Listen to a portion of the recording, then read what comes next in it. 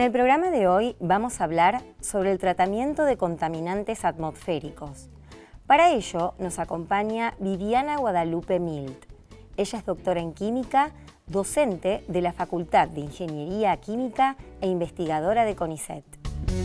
Hola Viviana, bienvenida al programa. Hola Mariana, muchas gracias por invitarme, es un gusto estar acá.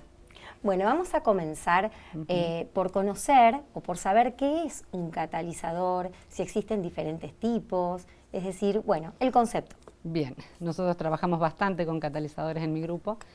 Un catalizador es una sustancia que incrementa o aumenta la velocidad de una reacción, ya sea una reacción deseada o indeseada, permite que se lleve en un tiempo menor o que se lleve a cabo en tiempos considerables o razonables, digamos.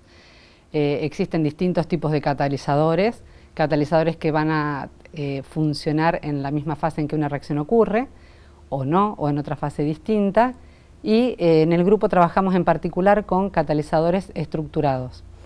Son sustancias activas para determinadas reacciones, objetivo nuestras, y que están soportadas sobre distintos tipos de estructuras. Yo traje, no sé si se podrá enfocar en cámara, vamos a probar. Diferentes estructuras que preparamos en el grupo. Por ejemplo, tenemos estos que son monolitos metálicos, ¿sí? Consisten en enrollar en forma alternada una lámina lisa y una lámina plegada, y entonces, no sé si la cámara llega a apreciar, se forman canales entre medio. Si uno permite que un flujo gaseoso atraviese este canal, y si en ese canal o en esos canales que tenemos en este catalizador ponemos catalizador, se puede llevar a cabo una reacción catalítica. Este es un ejemplo de una de las estructuras con las que trabajamos en el grupo. También tenemos este tipo de estructuras que son extruidas con una máquina para hacerlo en forma informal, como una churrera, y se generan estas estructuras que son cerámicas. También tiene canales paralelos y también permiten el flujo de gases a través de los canales. Claro, los fabrican ustedes, o sea, lo hacen ustedes con máquinas especiales. Sí, esto se hace con una máquina extrusora y, por ejemplo, otro prototipo de estructura cerámica impresa por impresión 3D, esto es algo nuevo con lo que estamos trabajando en el grupo. Tenemos una becaria que está haciendo su tesis doctoral en este tema y se puede ir capa a capa generando esta estructura a través de impresión 3D y una pasta, usando una pasta de arcilla o cerámica. Perfecto. Después tenemos otro tipo de estructuras que son monolitos de malla. Este que mostré era un monolito metálico de canales paralelos. Tenemos otros también que hacemos en el grupo que son de mallas metálicas apiladas. En este se puede ver que hay una sola mallita, está a medio construir, sí. Y este ya está completo, tiene muchas mallitas apiladas en su interior.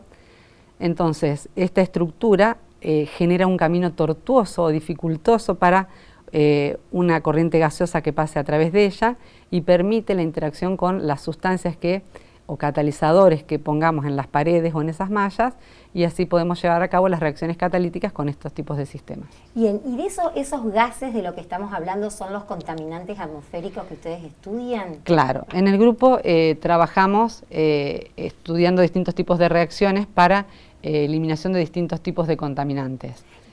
¿Cuáles son esos tipos de contaminantes? O sea, ¿qué contaminantes estamos expuestos? Uy, a muchos, lamentablemente. Pero los más predominantes. Claro, tenemos contaminación a nivel de la atmósfera, a nivel de tierra, de suelo y a nivel de aguas, ¿no? Las tres son importantes, por supuesto, y peligrosas, pero fundamentalmente la que más impacto ambiental tiene es la contaminación de la atmósfera. Las fuentes que generan esta contaminación pueden ser fijas o móviles. Con fuentes fijas nos estamos refiriendo, por ejemplo, a una industria, en empresas, o donde hay un motor fijo y se emiten gases contaminantes. Muchas veces que son venteados a la chimenea o a la atmósfera sin tratar, claro. Ese es el problema. Y las fuentes móviles son los vehículos que pueden ser de transporte de personas, pasajeros, nuestros autos colectivos, o también transporte de carga, camiones o maquinaria agrícola, tractores y demás, o a su vez los barcos también. O sea, la polución atmosférica proviene de distintos tipos de fuentes, ¿sí? Aún se hace una división a veces entre contaminantes de interior y de exterior, indoor y outdoor. Y aún en nuestras casas, en oficinas y demás, estamos expuestos a contaminación. Muchas veces en las resinas con las que se trabajan los muebles, en el mobiliario, ¿sí? Pueden liberar compuestos que son tipo formaldehído, que son nocivos para la salud. Claro, y entonces estas estructuras vendrían a atacar ese problema, o sea, ¿cómo se utilizan estas estructuras justamente para remediar claro. o disminuir el impacto claro. de estos gases? Estamos estudiando en el grupo distintos tipos de reacciones tendientes a eliminar distintos tipos de contaminantes. Una reacción con la que estamos trabajando en el grupo hace varios años y que es una de las peores causas de contaminación en la atmósfera es la eliminación de material particulado. El material particulado proviene de muchas fuentes, de los vehículos, por una combustión incompleta, más que nada los vehículos diésel producen o generan una gran cantidad de material particulado. También en la atmósfera encontramos material particulado de otras fuentes. Hay una fuente que es muy importante y que por ahí la vemos a diario y no le prestamos tanta atención, pero es la construcción, ¿sí? Cuando se están cortando ladrillos y todo ese polvo de la construcción también es malo. Estas partículas, entonces, dependiendo del origen, pueden tener diferente composición química y diferentes tamaños también. Hay partículas que uno las puede ver a simple vista, como el polvo, lo que venga del polvo del ladrillo, de la construcción, etcétera, o a veces el hollín mismo que se libera en los colectivos de transporte. No sé si has visto por ahí, pero cuando un semáforo está en rojo y arrancan de golpe, los colectivos largan esa humareda negra. Negra. Eso viene eso tiene mucho material particulado. Y las partículas también se clasifican por tamaño. Hay un grupo de partículas que son las PM10, otras las PM2,5. Con PM10 uno se está refiriendo a partículas que tienen un diámetro menor a 10 micrones. Un micrón es una millonésima parte del metro, para tener una idea. Entonces son partículas pequeñitas. Esas partículas menores a 10 micrones pueden llegar hasta los pulmones y alojarse ahí, las podemos respirar. Pueden quedar suspendidas esas partículas en el aire horas o días y la generación continua hace que las estemos inhalando permanentemente. Justamente eso iba a preguntar, o sea, ¿a qué riesgos estamos expuestos en términos de salud humana y obviamente en el ambiente en general? Bueno, las partículas más pequeñas, por ejemplo las PM2,5, son menores de diámetro menor a 2,5 micrones. Esas partículas pueden llegar hasta los pulmones y pasar a través de los alvéolos pulmonares y penetrar hasta el torrente sanguíneo. Se han llegado a encontrar partículas en el torrente sanguíneo. A su vez, dependiendo del origen, está la composición que tienen estas partículas. Por ejemplo, las que se producen por la combustión incompleta en colectivos y demás, en motores diésel, tienen absorbidas, o sea, sobre su superficie, distintas sustancias que son tóxicas y nocivas para la salud. De hecho, en el año 2012, la Organización Mundial de la Salud categoriza a estas partículas como del nivel 1, que son las de más riesgo y son cancerígenas directamente. Eso iba a preguntar, ¿qué tipo de enfermedades o en qué tipo de enfermedades se puede evidenciar el impacto de estos gases? Claro. Bueno, tenemos eso y a su vez generan problemas respiratorios, asma, alergias, hasta problemas cardiovasculares. ¿Sí? Esto solamente las partículas. Las partículas. ¿Sí? A su vez tenemos otros contaminantes presentes en la atmósfera. Dentro de los principales contaminantes tenemos los compuestos orgánicos volátiles. Son sustancias que en condiciones de temperatura y presión ambiente pueden vaporizarse o pasar a fase gas y también son dañinas para nuestro sistema, digamos, son irritantes y afectan al sistema, digamos, respiratorio. Los óxidos de nitrógeno también son muy importantes y están presentes en la atmósfera como contaminantes, ¿no? Y también estos, junto con los compuestos orgánicos volátiles, son causantes de generar también ozono a nivel de superficie.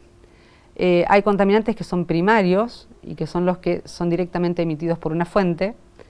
Está el caso de las partículas, el caso de los óxidos de nitrógeno, óxidos de azufre, monóxido de carbono, después ya vamos a hablar. Y hay otros que se generan a partir de estos contaminantes primarios. Muchas veces lo más común es por la acción del sol, la radiación solar. Entonces, estos, por ejemplo, es el caso del ozono, son más difíciles de tratar. Entonces, siempre se trata de tratar la fuente original y al contaminante primario. Y bueno, algunas partículas, volviendo a las partículas que eran microscópicas, no se pueden ver, no se pueden percibir si no es con... Claro, se podrían ver con... Hay aparatos especiales para verlas. Algunas, te decía, las vemos a simple vista. Sí. Y para las más pequeñas, estas que te mencionaba antes, las PM10, PM2,5, necesitamos instrumentos que poseemos, nosotros en el grupo usamos, microscopios electrónicos. Entonces estos te permiten verlas y analizarlas. Claro, porque por ahí pienso, ¿no? Cuando venías relatando este tema, en algunas ciudades se puede ver como si hubiera una bruma espesa y permanente, o sea que no es puntual de una fuente fija, sino que sabemos que son gases que se van emitiendo permanentemente, pero que quedan como suspendidos y uno los puede observar. Hay algunos lugares donde es notorio, incluso hasta parece nublado todo el día y no es una cuestión de nubes. No.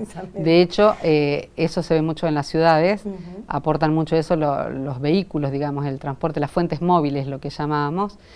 Y hay ciudades, por ejemplo, en el caso de Chile y demás, que Santiago, en que pueden circular con patentes pares un día y al día siguiente los vehículos con patente impar, para disminuir la cantidad de vehículos que están circulando y emitiendo.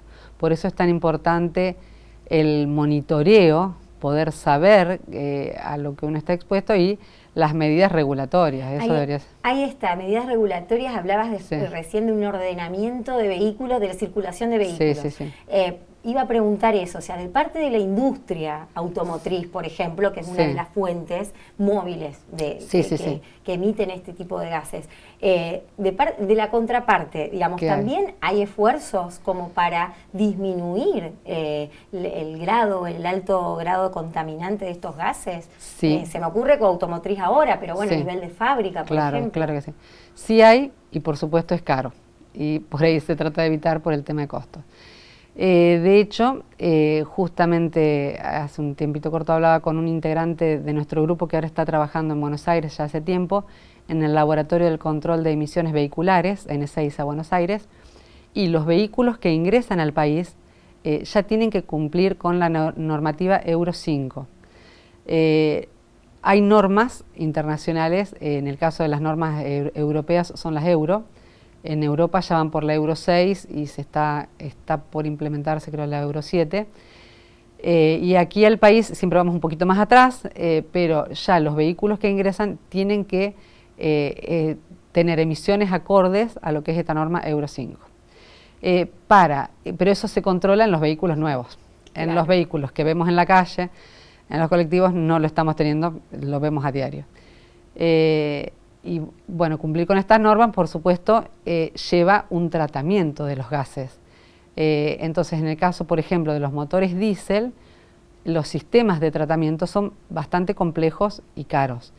En el auto tenemos una serie de especies de reactores donde hay un catalizador de oxidación, hay una trampa de partículas, de estas partículas que hablábamos en un comienzo, y otra serie de reactores que, bueno, ya sería más técnico, digamos, que permiten reducir óxidos de nitrógeno y evitar que se liberen otros contaminantes en el aire purificado que saldría después de todo este tren, pero son sistemas complejos que tienen varias unidades y que son costosos, ¿no? Claro, pero y también, además de estas fuentes, ¿hay una matriz energética que los alimenta y que variaría si se cambia, si se logra cambiar la matriz energética, esto de, bueno, a energías limpias, por ejemplo? Claro. ¿Hay alguna relación? Sí. A ver, en el caso de los motores diésel se está tratando de disminuir su uso en fuentes móviles, en automóviles. hay muchos, o sea, va a llevar un tiempo en que se pueda dar esa transición, o sea, pasar a verde no va a ser inmediato, Claro. y tampoco no creo que pueda llegar a hacerse 100%, digamos. La característica fundamental de los motores diésel es que son robustos, entonces para el transporte pesado, para el transporte de pasajeros, digamos, o de cargas, o la parte agrícola, ¿sí? Va a costar hasta que se pase a otro sistema, entiendo. Entonces debería o sería necesario ya ir tratando, digamos, para evitar un poco esa contaminación, ¿no? Claro. Y bueno, y estos desarrollos, estas investigaciones que ustedes están haciendo, Sí. digamos, con estas estructuras, ¿tiende a eso? O sea, ¿en qué etapa ingresa, digamos, este trabajo? ¿En la parte del tratamiento? Claro. ¿Y de qué manera? O sea, ¿a escala de laboratorio ahora o ya Sí. han podido aplicarlo a nivel más macro? Bueno, esto con lo que estamos trabajando, nuestros catalizadores estructurados permiten quemar el hollín, el generado en los motores, a temperaturas mucho menores que serían la temperatura de quemado no catalítico. Esta temperatura en el caso del hollín está próxima a los 600 grados y los catalizadores permiten bajar esta temperatura hasta 350 grados, una cosa más manejable, ¿sí? Uh-huh. ¿Y han podido hacer prácticas, implementarlo, probarlo? Bueno, las estructuras que mostré acá tienen tamaño, por ejemplo, estos tochitos, tienen una altura aproximada de 3 centímetros. Sí. Hemos escalado estas estructuras en conjunto con profesores de la Escuela Industrial Superior. Nosotros trabajamos en la Facultad de Ingeniería Química y a la vuelta tenemos la Escuela Industrial Superior. Y en conjunto con los profesores, con un grupo de profesores y estudiantes también de distintas carreras de mecánica de la Escuela Industrial, diseñamos un banco de pruebas en el cual pudimos testear estas estructuras escaladas. Entonces, las mallas, por ejemplo, que están en el interior aquí de este monolito y que tienen 1,6 centímetros de diámetro, las hemos escalado a 16 centímetros, o sea, a mallas grandes, y las cuales dispusimos en una carcasa de 40 centímetros aproximadamente grande. En esas estructuras intercalamos papeles. Esta estructura no mostré antes, pero estos son papeles, bueno, en este caso es un papel celulósico que tiene catalizador. Este es otro tipo de estructura con la que trabajamos también, y a diferencia de estas otras, que son más rígidas, este acá tiene más flexibilidad y una porosidad mayor. Entonces, hemos hecho una combinación de estructuras de este tipo, cerámicas, solo hecho con fibras cerámicas, alternándola entre estos discos, digamos, de papel cerámico y mallas metálicas, y generamos un prototipo que probamos en este banco de pruebas, y bueno, pudimos chequear, digamos, la retención de material particulado a través de medir con un opacímetro al final el gas que salía, ¿no? Purificado. Entonces, claro. Bueno, hemos hecho ese avance, digamos. ¿Y qué grado de purificación adquiere, digamos, procesado, ¿no? El gas, claro, a través del prototipo? El nivel al que se logró llegar, que se detectó con el opacímetro, es el permitido por normas. Entonces, estaríamos en un buen nivel respecto de norma. Otra cosa que no mencioné, las legislaciones en el tiempo van siendo cada vez más estrictas, ¿no? Y ahora no solo se controla la cantidad de material particulado que se emite, sino también el tamaño de las partículas. Por lo que hablábamos antes, como las más pequeñitas son las que pueden ingresar más fuertemente en el sistema respiratorio hasta llegar al torrente sanguíneo, son las más difíciles de controlar, y muchas veces esas partículas no inciden tanto en la masa, en la cantidad de material particulado, digamos, pesan poco, pero son muchas y pequeñitas, y son nocivas. Entonces eso es un punto a seguir viendo para poder cuantificar esa distribución de tamaños de partículas que uno tiene en la salida, pero sí hemos llegado a bajar a niveles permitidos.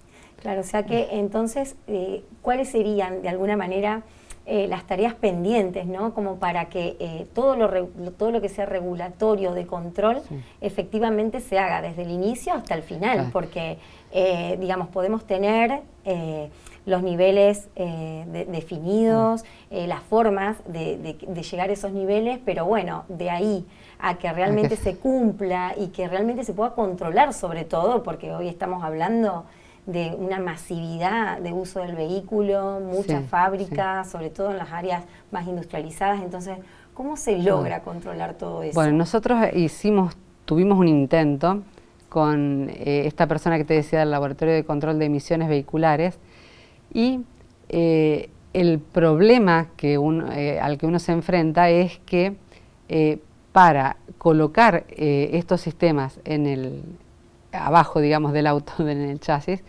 hay espacios restringidos. Entonces, para cada vehículo se deben adaptar, digamos. Claro.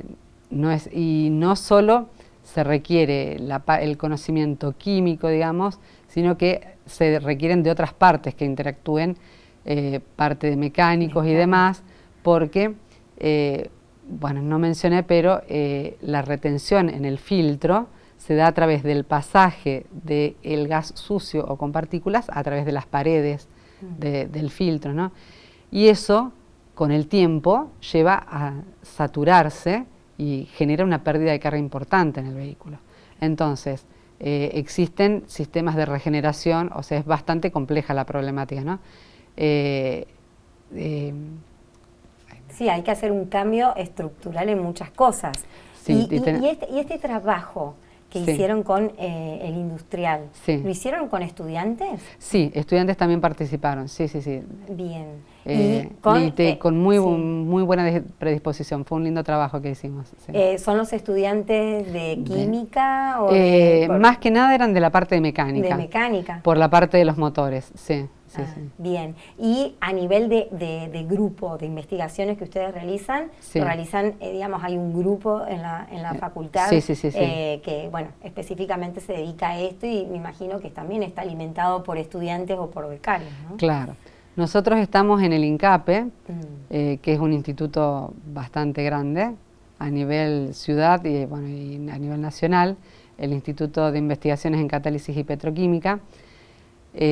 Nuestro instituto es bastante grande, tiene sede en 3 edificios. Nosotros estamos en el edificio, en la Facultad de Ingeniería Química, físicamente mi grupo particular, y somos un grupo, literalmente, o sea, un grupo de varios investigadores y varios becarios doctorales y postdoctorales. Hasta todavía contamos con la participación de un par de investigadores jubilados que aún nos siguen apoyando y con quienes seguimos trabajando. Bien, y en esta línea de investigación, a nivel internacional, ¿cómo nos proyectamos? ¿En qué instancia estamos de evolución de alguna manera? Bueno, a nosotros lo que nos toca es correr un poco de atrás siempre por el tema económico. Eso es lo que en general nos pasa, por el tema económico en cuanto a adquisición de materiales y demás. Para poder estudiar, o todos los estudios que hacemos nosotros, necesitamos insumos, gases, demás, y poder caracterizar. Lo que te contaba antes, por ejemplo, en el caso del microscopio electrónico, disponemos en Santa Fe, por supuesto, por suerte, pero tenemos que pagar por el uso. Entonces, en este momento estamos bastante limitados, digamos, en ese sentido. Y a su vez, también cómo nos medimos o cómo medimos nuestros progresos a través de la publicación de trabajos, los llamados papers. Sí. Bueno, los famosos papers, hace ya varios años no teníamos que pagar para publicar, sí pagamos para suscribirnos. Claro. Entonces recibíamos los libros o las colecciones digamos, de la temática en la que uno trabaja en papel. Ahora, con internet tenemos acceso mucho más fácil, pero también hay que suscribirse y pagar. Y en este momento no estamos teniendo tampoco el pago de eso, entonces estamos bastante limitados. Aún así, vamos siempre buscando la forma de poder publicar y seguimos publicando activamente en la temática en revistas indexadas y de primer nivel, digamos, internacional. Comprendo, entonces nos toca remarlo desde abajo, pero seguimos peleando y realmente hay mucha vocación también En el grupo, la gente con la que trabajo, investigadores y los becarios, realmente lo hacen con una convicción y una vocación muy grande. Claro, y además para soluciones, o sea, para aplicables directamente y que bueno, y que pueden robustecer al mercado nacional y competir quizá contra los que vienen de afuera, ¿no? Los que ingresan de afuera. Esa puede ser una de las grandes ventajas también. La idea es desarrollar sistemas que no sean tan caros, digamos. Entonces, por ejemplo, este tipo de estructuras se preparan a partir del uso de fibras celulósicas recicladas. Entonces, estamos sacando un desecho, generando algo que puede ser útil para eliminar después otro contaminante de más. Clarísimo. Bueno, estamos con varias líneas, digamos. Exacto. Bueno, ojalá sigan prosperando esas líneas y sigan desarrollando estas soluciones para un problema que la verdad es preocupante a nivel global, ¿no? La verdad que sí. Sí, por el calentamiento global, porque bueno, de eso no hablamos, pero todo... No, la contaminación está directamente relacionada con el cambio climático. Exactamente. Es seguro, así que todo lo que se pueda hacer. Bueno, Viviana, agradecemos mucho tu presencia en el programa. Muchas gracias por venir. Bueno, gracias Mariana por invitarme y por permitirme mostrar un poco lo que hacemos.